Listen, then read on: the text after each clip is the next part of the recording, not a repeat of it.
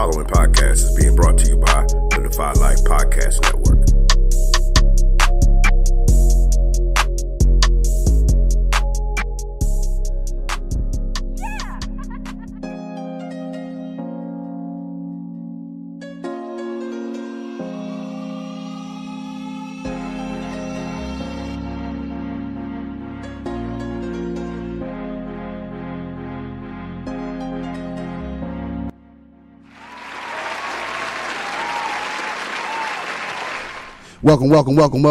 Welcome to the Hartsville Hoops Radio Show podcast. This week brought to you by the Phyllis Griggs Jamboree, which will be November 15th, starting at 6 a.m. Come out and watch your Hartsville Red Foxes take on Cardinal Newman. Both the girls and the boys will take on Cardinal Newman starting at 8 o'clock. And before that, at 6, you could check out the Hammond School versus West Florence girls, and you could check out I'm sorry, not Hammond. My fault. I'm always making mistakes. But the Heathwood Hall versus West Florence girls, and West Florence boys versus Brooklyn Casey High School out of Columbia. All right. Well, as always, here we are again, bringing you another episode. This is episode 5 of season 1 of the Hartsville Hoops podcast, and I am here with your hosts, as always, Shaquez, Pendergrass, AJ Cuffie, and Nathan Barr. Nate, how was your week? It was good. Every week I gotta tell you the same thing, man. Talking to the mic. My fault. It was good. Chill. Worked out. Had tryouts the other day. Every week, y'all suck. Go ahead, AJ. Well, how was your week, man? It was good. Had tryouts and worked hard all week. Quez, how was your week? It didn't go so well. I mean, I went to tryouts, played a little ball, get stuff off my mind. Think about the right thing. All right. Well, how was trials for y'all? Was it hard? Was it rough? What was kind of? It was a little slight. Feeling a little bouncy at tryouts. So man, you caught one dunk. You caught one dunk. It was a good day. I was rocking around all day. At least I saw it this time. At least I saw the one dunk this time. But it was one dunk. Go ahead. Well, I mean, trials went well. I had a little heat check, couldn't miss. But other than that, everything went well. And I couldn't make a shot to save my life yesterday. Well, go ahead. It is what it is. And it was actually a lot, I guess, slighter than the one last year. Last year, we doing everything. We had a whole army workout, Marine workout. Well, I mean, last year, we had to weed out a little bit more people than we did this year. So, I took it a little bit lighter. More people came to workouts this year than they did last year. So, we had to take it a little bit lighter. And quit. Well, I mean, last year I had to do that because we had 50 people out there. And shoot, I think only 10 people was coming to off-season workouts at the time, so we had to make sure we cleaned out the garbage. Well, I wouldn't call it garbage, just people that just don't take the game seriously enough.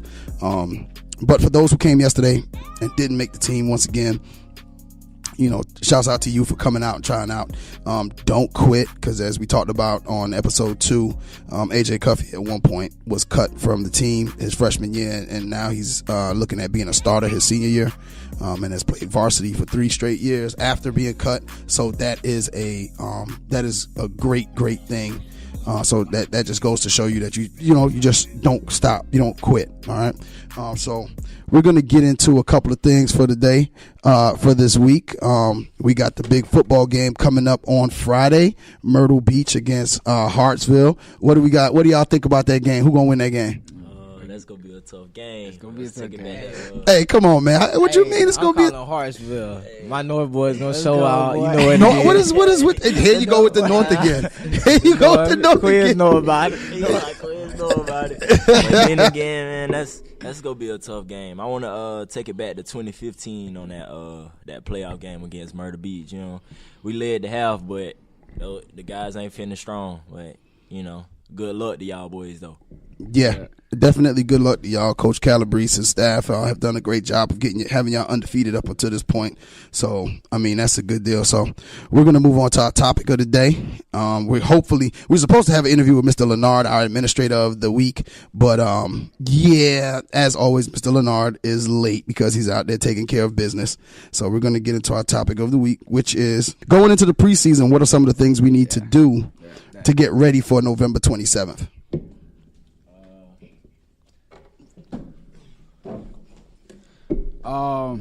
I think we just need to really work on our plays. We need to make sure our defense is straight, our offense is straight, and we go hard at everything we do.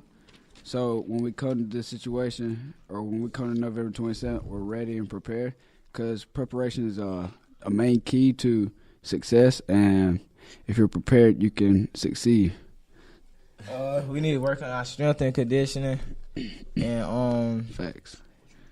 And working on talking on defense more, and trying to get our teammates right and get everybody on the same page so we can win. Mm-hmm. What I think we need to be ready for the first game, like AJ said, a little bit more talking. We be kind of quiet on defense, and stuff get kind of outrageous. And we kind of got it together on offense, but pushing the ball more, a little bit more running. You know what I'm saying? But we'll get there. Yeah, we're sure.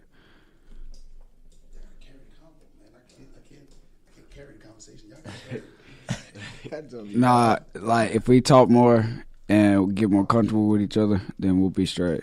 And all right, so with all that said, how do you guys, getting ready for the first game? We got Sumter High School at home, talking about all that communication and everything else. There's a lot of things that could take you off track, just like we talked about with Coach Johnson the other day. What can it do to stay on the right path? How are you guys plan on keeping the outside world, not schoolwork, not whatever? You got personal lives that you do. How is it that you're gonna keep the outside life at bay while you perform on the court? What is it about the court? How are you gonna achieve that? We just come out and work hard and don't pay them no attention, so we can show them that we can win. Because everybody already against us thinking that we're gonna lose. Mm-hmm. So we just work hard and try to make our teammates better so we can win every game basically. Yeah, there's a lot of haters out in this world that try to put us down and try to get us in situations where we feel like we can't do nothing no more, and we all play basketball. So it's if someone I'm pretty sure there's a lot of people want to set us up to not play basketball no more and not to succeed in our sport. And you just gotta forget them. You gotta ignore them. You gotta clear your thoughts. And when you step on the court, game one, you gotta clear your head. You gotta stay positive in whatever you do. You can never be negative about anything, because if you're negative, then you're just gonna go downhill. You're never gonna go up. What about you, Quez? I mean, on that part, I wouldn't necessarily say. I don't have anything necessarily to say about it, but this has been kind of going on ever since, Coach Shaw.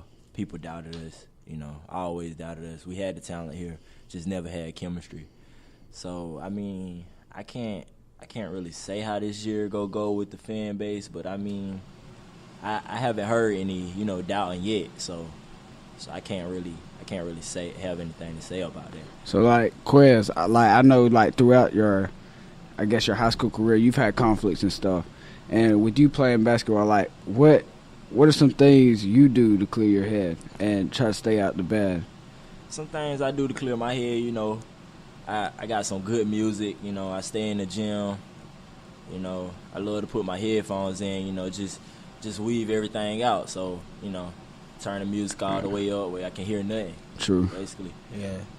AJ, so you got cut, you're not a great year or whatever, and I'm pretty sure you had a lot of people talk bad about you and stuff like that and never thought you was going to make it on the team next year. What did you do, and how did you clear your thoughts and stay positive throughout the I just didn't really talk to nobody because everybody was laughing at me because I was playing red.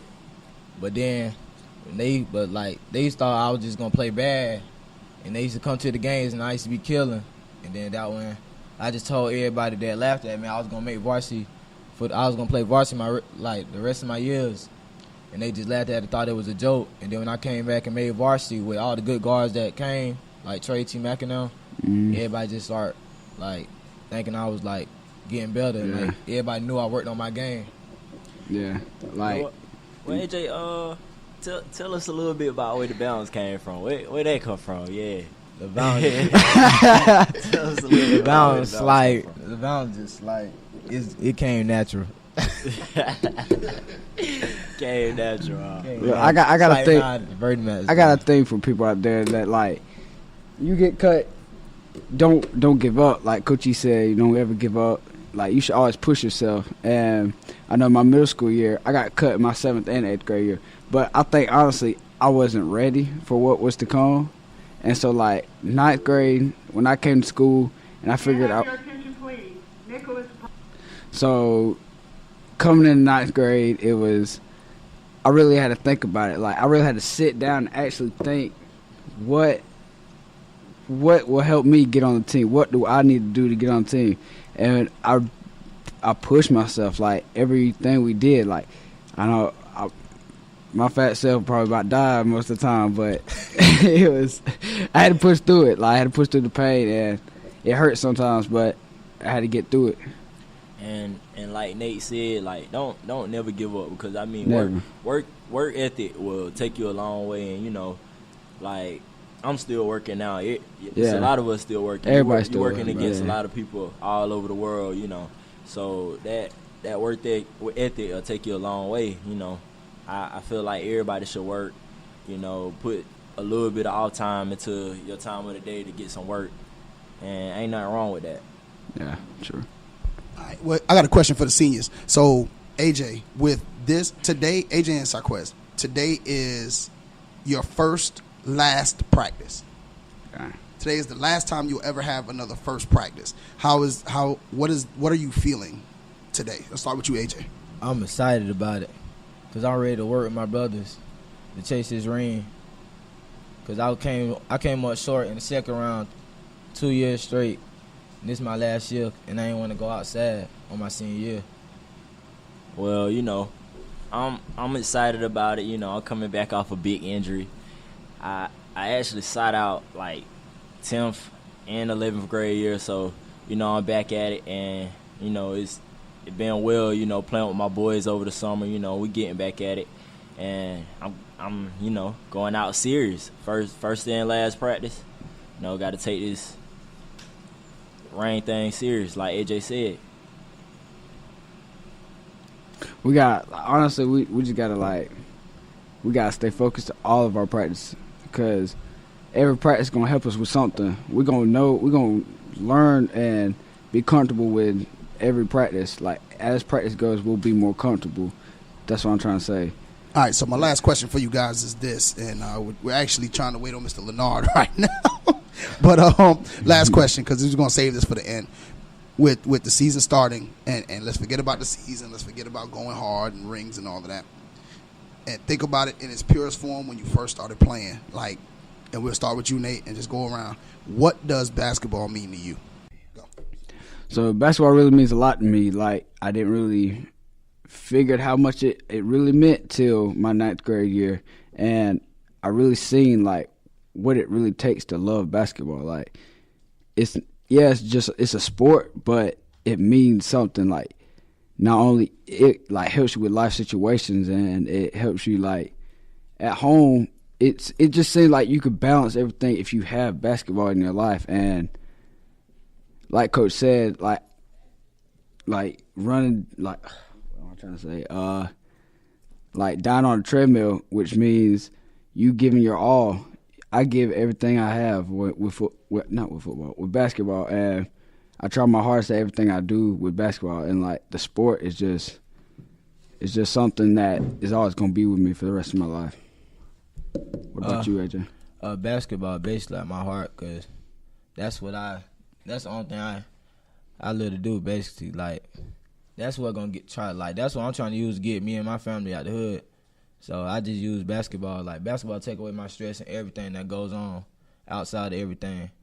that's why I just keep pushing and playing basketball to keep me out of trouble and everything. What basketball mean to me?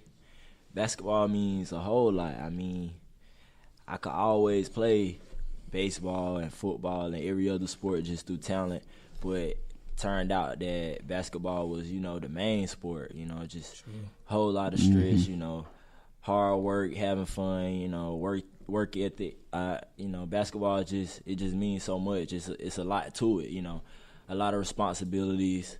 It takes you to the right path, and seeing like superstars and stuff on TV play, it'll make you wish you was there. Yeah. So True. Just wishing to be on the next level. And All right. The man, the myth, the legend. This is who we was waiting on. We've been waiting to talk to Mr. Lenard. It's the first interview in a series of interviews with our administrative staff, and then we're going to pass on to Teacher of the Week. We're going to start with Mr. Lenard, and the boys will go ahead and take it from here. What's up, Mr. Lenard? What's up? What up? Everything, it's, how that go. He's smooth. So, Mr. Lenard, what's a typical day of your job? Probably my first thing, I probably come in, do a little emails, stand outside, make sure kids doing what they're supposed to do, make sure the energy is right on the camp. Go into my office, probably handle a little bit of discipline, do some grade checks on students, just making sure that students are doing what they're supposed to do academically and behaviorally. And after that, probably a block or two has gone past, and I got lunch duty, stand outside, make sure kids are doing what they're supposed to do.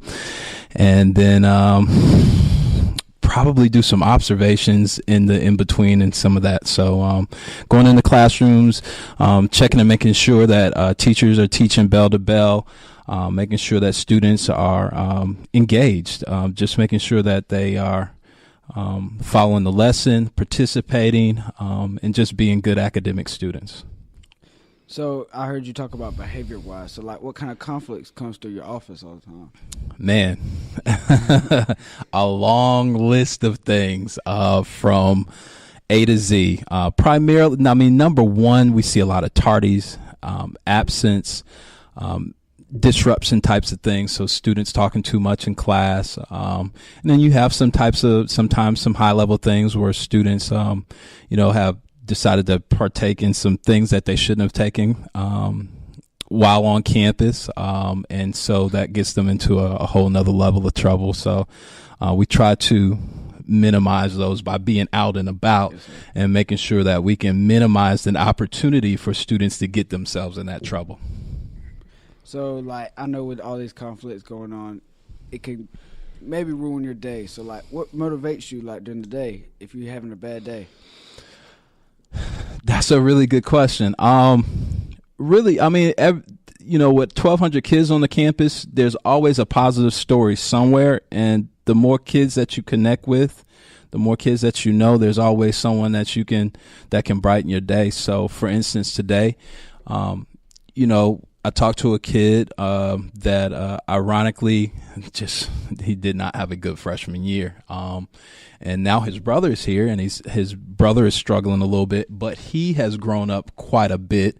And after looking at his grades today, he's in place and doing what he needs to be doing this year. And so I just kind of pulled him to the side. I was like, yo, you're doing a great job. Talk to your brother, make sure he's doing the right things, and make sure that he doesn't make a few of the same mistakes that you made last year academically, so that he can progress and matriculate through high school as he's supposed to. So I'm going to take this back a little before. What did you do as an assistant principal? So what do I do? Or did you do before? Oh, before becoming an assistant principal. So before I became an assistant principal, I was a math teacher and a baseball, football, basketball coach. So my day was, talking about X squared, factoring equations, solving equations using quadratic equation. And so we did a lot of math throughout the day, obviously. Then the afternoons, I spent my afternoons either coaching football, basketball, or baseball. So my day was pretty much 7:15 in the morning to sometimes 8:15 at night, 9:15 at night. And if we traveled somewhere, we'd get home 11:30, 12 o'clock at night. So the rigor of the job as far as time is probably not as great as it is or as it was or currently as it is as an administrator. It's greater as a teacher, excuse me. But the intensity of the work that you do as an administrator can be difficult. Having to send kids home for an entire year for making one mistake is tough. You go home, you think about that stuff, and you got great kids who make wrong decisions, and it can ruin their academic year. So it's not something that we look forward to. It's a lot of time we get in conversations and kids be like, "Oh, there he is. There go 12." My point is, I'm not out there to nail people. You know what I mean? I'm not out there to nail people. I'm out there to just make sure that everybody is doing what they're supposed to do. So, in the end, so that everybody is successful. Okay. Call him 12. That's just one of the many names. That's a nicer name that they give me sometimes. All right, AJ, you want to take over? Yeah. Did you play any sports in high school? Absolutely. Played a little football, a little basketball, but primarily baseball. That was my gift to sports. Tell us a little bit about baseball. A little baseball. Played at Richland Northeast High School. Played varsity all my years. Outfielder, center field, right field. Batted third in the lineup. So as a baseball player, Quez, you know what that means. It's got stats out there, you know what I'm saying? I'm hitting for power, I'm hitting for average, you know what I'm saying? I'm an all-star out here, you feel me? But no, man, my first love was baseball. And really, I became big into football after moving down here to the South, because basketball, growing up in Detroit, growing up in Baltimore, that was basketball. And baseball was big up there, but so I grew up in a neighborhood where kids played basketball all day, every day, and I was like the only dude going over there to the park and playing baseball by myself. Dang. And what made you want to become an assistant principal? There was we had a principal at a school called C.A. Johnson. It was in inner city Columbia, and Dr. Taylor, Dr. James Taylor, was an inspirational leader in that he was able to take a group of kids from inner city Columbia that had all the odds against them and make them some of the most successful students in our school district. And it was only because of who he was as a leader and how he took that group of teachers and empowered them that those students were so successful. And now, granted, the students have to have a big part in that, but a large piece of that was how he ran that school and how he empowered the teachers to be great teachers. And from that, I was able to see myself in that position, and that's what kind of, pushed me into this direction. So I went to the University of South Carolina, got a master's degree, and then later went back to the University of South Carolina and got a second master's degree so that I could become a superintendent one day. I got two questions for that. All right. If you want an assistant principal today, what would you be doing? I would be a farmer. Farmer? Yeah, and I when I say that, people like, a farmer? Yeah, it's just real. People don't see themselves as farmers anymore. My family grew up as farmers. My wife's family grew up as farmers. And just so you know the history, our families both were the products of the slave trade. And so as a result, that was it. Agriculture is what they did. And from that point forth, everybody in my family did agriculture all the way up until my parents. And then my parents went to college and my wife's parents went to college, and that was the new trend. And that has just recently started, only one generation away. So I've always grown up in a agriculturally based family. My wife has done the same. They still farm. I farm currently, even though I'm an assistant principal. We have cattle, we have hogs, we have crops, and that's something that we do in addition to the income that we bring into our house. That's Can I say something about that? From administration, I should say. So when you farm, or you say you do a little bit of farming, Yeah. what's the worst part about it? Like The worst part about farming is, honestly, farming is probably the most. It's for me, it's therapeutic. Just being out there, it's quiet. Animals don't talk back. And so really it's just a matter. The toughest thing though, Nathan, is getting up. Even though you work Monday through Friday, you got to get up on Saturday and do it just like a regular farmer would do it. And you got to get up on Sundays and do it just like a regular farmer would do it. So there's really I do have weekends off, but sometimes I don't. And so when you do all of that during the weekend and then Monday you back at it again with school, that's the toughest part. Just not having really some downtime. But again, that bread though, you feel me? That bread though, you know. Oh, I tasted that go. Hey, when you was at like college, like what you major in? I majored in secondary education mathematics, which primarily I was a math major, and then after majoring in math and taking all the math courses that are under a math major's requirements, I then took education courses to make sure that I was education certified and ready to go into the classroom. Hey, you're gonna have to help me with math, math's my weakest subject. Hey, I tell kids, and I currently to this day, I'm tutoring students after school, Mondays, Wednesdays, and Thursdays. So just throwing a plug out there for myself. You know, if you need a little help in algebra 2, prob and stats, geometry, pre-cal, calculus, holla at your boy. No, the plug. And it's free. You feel me though? What's your favorite thing about being at high school? Like being here? Probably my favorite thing about working at a high school is that I see myself in the students. And there was a time that I made mistakes. I wasn't a great student all the time. I wasn't the best behaved kid all the time. And so I have some experiences that I can share with students and hopefully in helping them make the right decisions as academians, and just being good people in general. All right, let's carry this over to some sports and a little bit about the team and Okay. some stuff that we got going on this season. All right. What can us as players, as a team, do to make the fan base better, make it grow?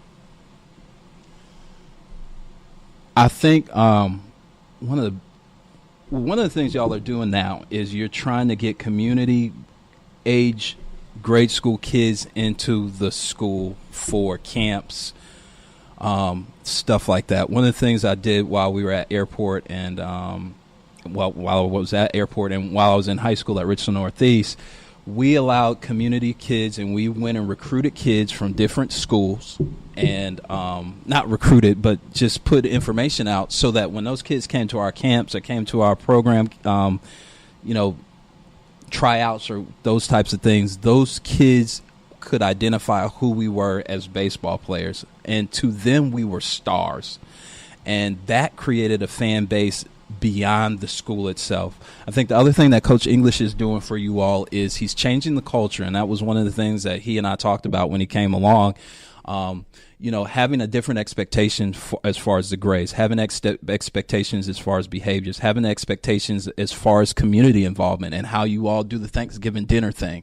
And so what happens is people believe something totally different about the athletes.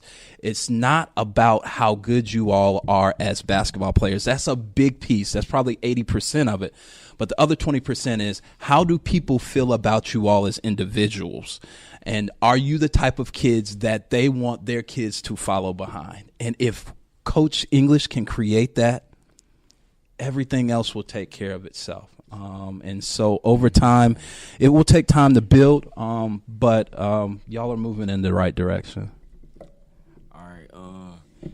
As a spectator of last year's team, what do you think we need to, improve on, some things? Physicality, strength under the bucket, small things, boxing out. I used to tell Coach English, and I'm a big basketball guy, I used to tell him, look, tell them boys I need 25 to 30 rebounds a night. I need 15 assists, and I need to make sure we got less than 10 turnovers. And if you give me those three categories, every night, we're going to win 90% of the time. And when we were at Johnson, we won 90% of the time. I think we were like 24-3 going into the playoffs. And that was because those guys every night made sure they did those three things. And that's what made us successful. Those three things again? Rebound the ball 25 to 30 times a night. No more than 10 turnovers. And the last thing, 15 assists. Now, 15 assists is a tough thing to make happen, because an assist is it's a tough categorical piece. That means you got to share the ball. It's got to be in the right transition, and it's generally a half court type of setup that gets an assist. That means you got to play the half court half of the game the right way. So that means everybody is moving every play to where they're supposed to be. And if that first rotation doesn't work, we running it back through and running it back through and running it back through until we get that right formation and everybody's doing what they're supposed to do. At some point, the defender will get tired and they will be out of place. And if we make that right back cut and drop that ball down to where we're supposed to, we're going to get a bucket or a foul. Yeah, or a foul. And about that, like, we have a habit of, breaking the play and, just doing anything, anything possible. Yeah. So, I'm glad you gave us, a little bit of advice about that. And let me say this. That is a thing that has to be uncoached, because generally what happens is at the high school level, you all are the best kids at the recreation level. And when y'all come into the program, y'all just run and gun. And so what happens is he's got to uncoach all of that out of you and say, hey, let's pass this ball 7-8 times. And if it's open on the second pass, great. If not, let's pass it 17 times, because we don't have a shot clock. And the more time we can run off that thing, and if we up, the better position we are later on in the game. So what are some advice you can give, to the new varsity players that begin in this season? Take care of your schoolwork. That's the most important thing I can tell young cats these days. And in general, it becomes a little sad that you have so much talent at so many different schools, and some kids never make it. I mean, I'm talking about, I've only been here 4 years. It's 2 cats that I can think of right now that my freshman year, they were no doubt Division I basketball players, but they could not keep themselves in school. And so that opportunity is no longer available to them. So the first thing is do your academic work, stay in school. Keep yourself out of trouble, stay in school. 3,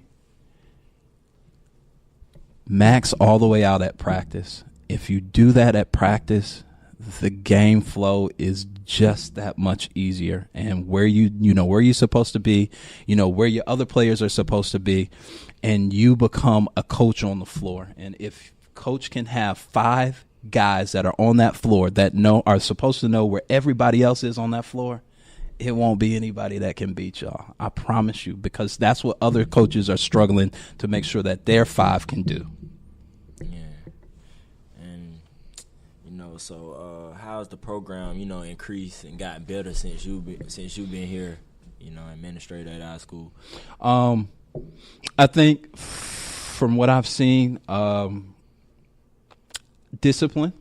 I think we are a lot more disciplined as a basketball team, and that just academically in the classroom as far as behavior is concerned, outside the classroom as far as behaviors are concerned, in the community. I think it's an important piece for the head coach of your basketball team to be on the campus so that he or she can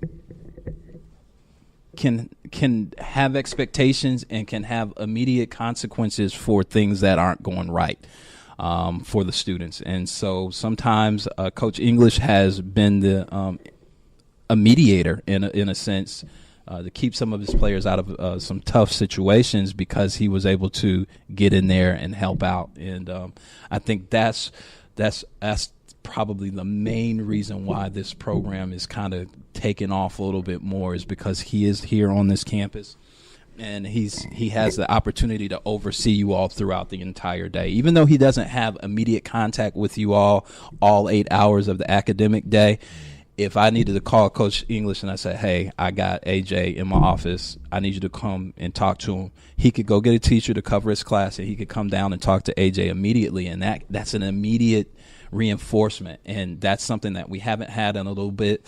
And I think it's helping the culture of our basketball team become a positive one here on our campus, because for a long time it wasn't very positive. Yeah, and about that, we kind of like to have Coach E around too. Somebody to vent to. When you got a problem, you always go and talk to Coach E about anything. So, and the best thing about Coach E is he loves y'all as much as y'all love him. He spends his time focused on making you all great men, not just great basketball players. Facts. So what could be some key factors in winning a state championship? You got to have a little bit of luck on your side. That's what. Sometimes you gotta you get down to a 52 to 52 game, and you need a special bucket at the right moment. You gotta have a little luck, and I think the biggest thing is season discipline. So as the season gets long, being able to maintain discipline at practice, maintain discipline in the classroom, maintain discipline in general, I think discipline is the key piece. Discipline. What could be a key factor for us, winning region games and non-region games? What could separate us, from winning those type games? That's a good question. One of the things I used to tell my team from Johnson was, we play every team like we play in Duke. So if we play Shira, bring the Duke game for Shira, and let's blow them out. What I used to always tell my guys is, look, I got 5 to 7 guys that I can pull off the bench and they ready to go. But I need those 5 to 7 to run the score up sometimes so the rest of my 5 or 6 can get in the game. And so that they can get some playing time, so that they can be in the moment, so that when they get in the game, they make the right pass or the right choice on the court. And so what I used to tell my starters is run the score up so these guys can get some work. And that's how we approached it. We approached it where we was trying to kill everybody. We was trying to kill them and write names down. And it wasn't a matter of trying to embarrass people. I had to uncoach that too. But it was about making sure that everybody had an opportunity to play. And so those guys got, all 12, or depending on how many I had that year, 12 to 15 guys, they got burned. Everybody got some burn because we put up some numbers. We even beat Keenan twice in a year. And if you know that, what Keenan, the history of Keenan basketball. We beat them twice. And that was my claim to fame. I felt very, if I ain't ever felt good about myself, we beat Calhoun County and we beat Keenan twice in the same year. I was feeling good about that. So, yeah. And how excited are you, about this upcoming season? I'm excited. You know, I have a little 6-year-old daughter and a little 3-year-old daughter, and my 6-year-old is beginning to ask me, you know, can she go to the games? Can she come to the girls' games? Can she come to the guys' games? And she doesn't. She's becoming a real fan of the game. So she's watching who's handling the ball and asking questions about the game and asking me who is number 12 or who is number 7 and what grade are they in and do they have good grades. And so she wants to follow the game. And so that's what I look forward to. That's what, I mean, my little mama bringing her here and saying, hey, you know what? That kid got a 3.5 GPA, which is all A's and B's, and he's a good player. And that's what she's trying to aspire to. She got a report card yesterday. She got straight A's, you know, and, you know, I wanted to make sure she knew how happy I was about the straight A's. Nothing more. I could care less, and I made sure she knew it's nothing most important than your grades. And yesterday evening, she came to me and she was like, I am a good student. She believes that. And so, likewise, as being a part of Hartsville High School, I want her to see you all in the capacity that you all are in as students. And I want her to want to be here as a Hartsville Red Fox because of how excellent she sees you all as individual students. That's what you all call bringing a legacy. And Hartsville has always had a legacy. It's going to be you all's job to continue that and pass it on to, like I said, some of these young kids that come to y'all's camps because they look up to y'all. Before we get to our last question that we ask all of our guests get the same question. Right. So before we get to that question, there's a question we didn't cover, and I thought the boys, of course, everybody knows they write their own questions. But this question I wanted them to hear the answer to. The importance of being a leader on campus for a student athlete. Like, how important is that? It's probably the number one thing. I'll give you a perfect example. So when I used to have athletes and they were getting recruited by colleges and some professional, by professional clubs, the first thing they ask me, they don't care about how good the kid is because guess what? They already heard about how good they are as an athlete. They always ask, what kind of kid is he or she? And we have either one way to go with that. Either they're a good kid or they're not so good kid. And so that's what matters most. When the students see a great athlete that's a great student and is a great leader, it tends to set the tone for everybody else in the school. I will say this. This is probably the most academically responsible group of athletes in our senior class that we've had in a long time. And I would probably say that about the junior class.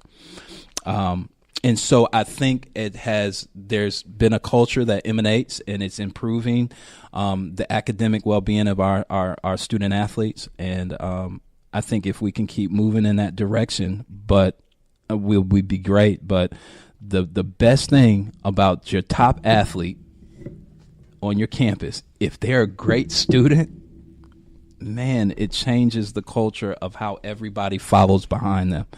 And so, you know, having a kid like Trae Hannibal, who's a all-star basketball player, but has, phenomenal grades. That's the reason why he's signed with Carolina already. We got Cuffie here. I don't even know his real name, DeMonte Capehart, who's, again, another great student. Both of these kids got GPAs that are approaching 4.0. They are great athletes, and they've pre-signed, and so or signed early, and that's because their academics speak and their characters speak before their athletic game. And so when coaches come, that's the first thing they ask: what kind of kid is this kid we're recruiting? So to wrap everything up, there's a big question we've asked everybody. There's $1 billion on the table. Yeah. And you need this team to beat this ultimate team: Michael Jordan, Magic Johnson, LeBron James, Kobe Bryant, and Shaquille O'Neal. What is your 5 to beat this team to win that Whoa. $1 billion? Hold on. Who is the? Who is it? Michael Jordan. Michael Jordan, Jordan. Magic Johnson, Kobe. Magic, LeBron. Shaquille, And Shaq.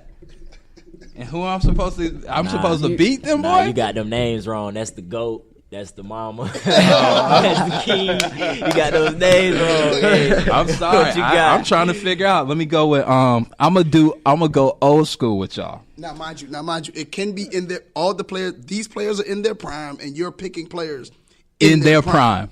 Yeah. I gotta go with Oscar Robertson. Robert. All right, I gotta go with Oscar Robertson, and he gonna battle with LeBron. Shaq, I'm going Wilt the Stilt Chamberlain. Yeah. All right. Magic, small forward. I'm probably gonna go with Ooh. That is tough. He could have been the best in the game, I think. I'm trying to choose other than Magic. Let me switch that. Let me go to I'm gonna go to Jerry West with Kobe. Just the Laker to Laker connection. Lights out. I'm gonna go Scottie Pippen with Magic. I like Scottie. All right, and Jordan. I don't know, man. Let me get a today guard. Oh man. Yo, y'all want me to keep it old school? Hey, I crossed this dude twice. I got to go with clearly AJ Cuffie. AJ Cuffie. I gotta go with man, I'm a big fan right now of the Antikupnos kid.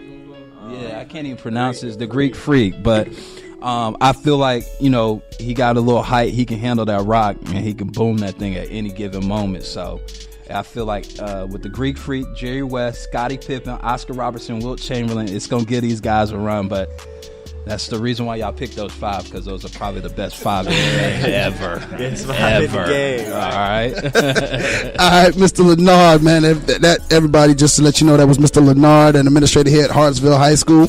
We're going to go ahead and we're going to get these shout-outs on so we can get out of here. We're actually late for practice right now. The team done text me about 10 times. So, Lenard, any shout-outs to anybody? Man, just big shout-outs to the basketball team to stay healthy, continue in their pursuits for a state championship, and just keep y'all heads on straight and stay doing good things around the campus and in the community. AJ? Hey, shout out to Coach Herman and Coach Lynn. I want to give a shout out to the football team. Shout out to my boys.